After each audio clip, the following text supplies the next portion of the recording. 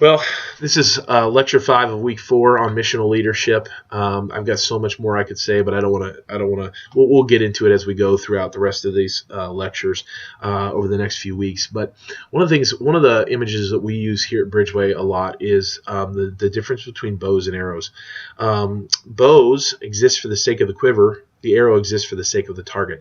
And we as leaders here see ourselves as bows. We exist for the sake of the quiver, the people that God has in the quiver of the mission. And we seek to shape, mold, and encourage and empower them so that we can fling out these arrows into the world for the sake of God to hit the target. That is such a different way of seeing leadership done.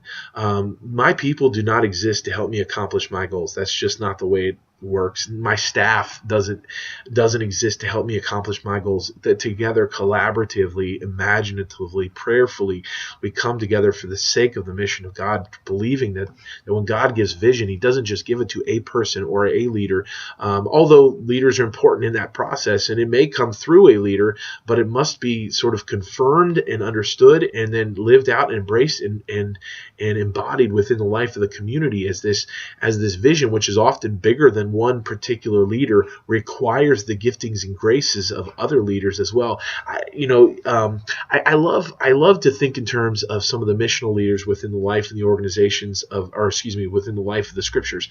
One of those is Moses. Think about that. We've already drawn upon the Exodus narrative a little bit, but think about the way in which Moses leads. So Moses was reared in the household of Pharaoh, right? And so he would have grown up under the top-down structure of Pharaoh's sort of command and control structure, and it ultimately lands him in the wilderness for about 40 years tending sheep because he misutilized power and authority. And you see this temptation throughout the life of Moses to misuse power and authority. But when he's called by God, he's recognizing the humble endeavor of leading this people that is not his own into a vision and a mission that is not his own. And at first, as he starts to lead the people, sure, he starts to lead. He doesn't have a lot. All he's got is a staff. And I think that's really important. All he has is this rod in his hand.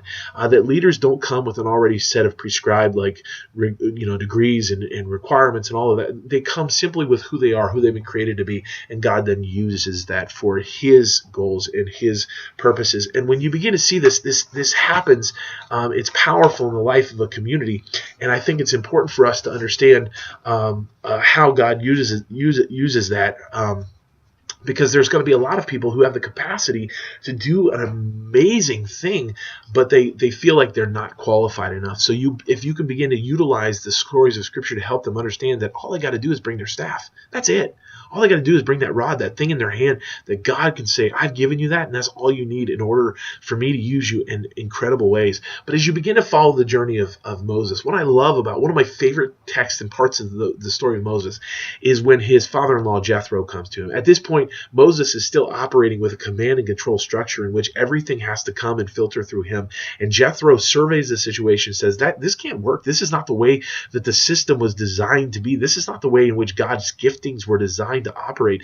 And he calls Moses into account for it. He says, you've got to disperse this authority, this leadership. You've got to call people around you, cultivate other leaders that can then speak into these situations, that you're not then in charge of every little thing that happens within the life of this community of faith. And this is a powerful example of that sort of polycentric leadership.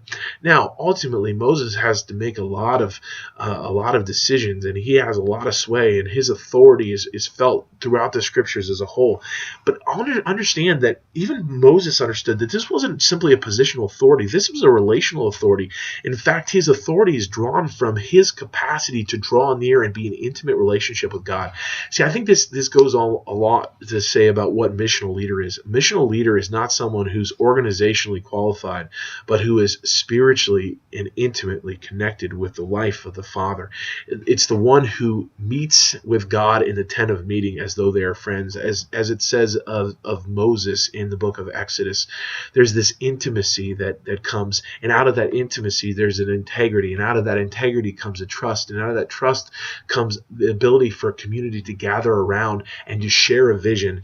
That integrity helps shape perseverance. That integrity shapes consistency. All of these are absolutely necessary within the life of a leader, a missional leader who's hopefully and attempting and desiring to impact people for the sake of the gospel. And so I want to say that we exist as bows, that we're not in command and control structures, that we exist as bows to equip and empower those that God has given us charge over, and to dispatch them out into the world for the sake of the kingdom, fulfill the purposes that God has for them, not the purposes that simply I have for them or the cogs in the machine that I want. And one of my leaders said this beautifully the other day, is I have to realize that that people don't exist to play a part in my desires, that instead that we exist to be a part together of God's desires. I might have a unique role within the life of the church, but that role doesn't somehow give me permission to dictate, determine, prescribe, control, or manipulate everything that needs to happen. There is a sensitivity. And the last word that I want to give to you on these